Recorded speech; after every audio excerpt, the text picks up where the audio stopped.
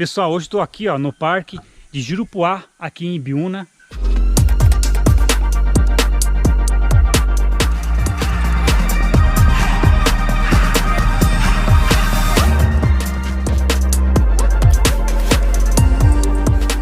Olha aí, pessoal, acabamos de chegar aqui na Capela de Santa Catarina. Ela tem 185 anos, pessoal.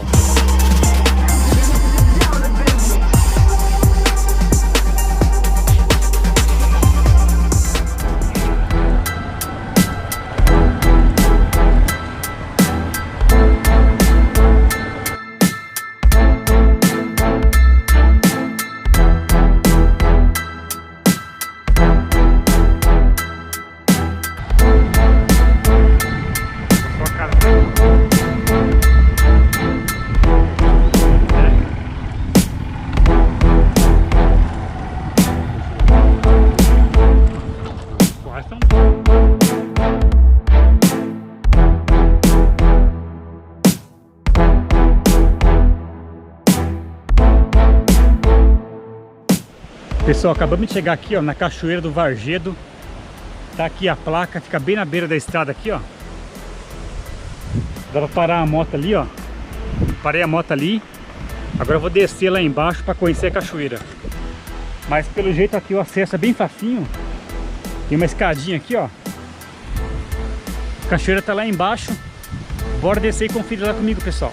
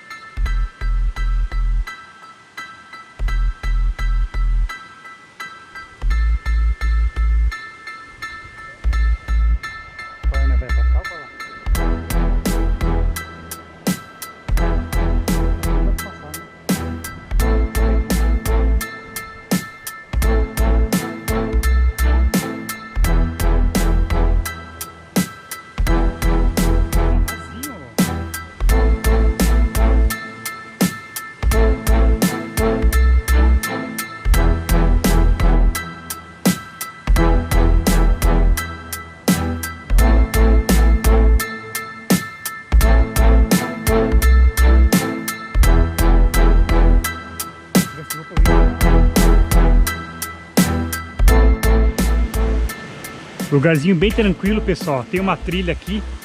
Você consegue ir contornando aqui o rio. Bem tranquilo. Só que a água tá gelada, hein? Ó, a trilha continua, não sei onde que vai dar, ó. Bastante verde.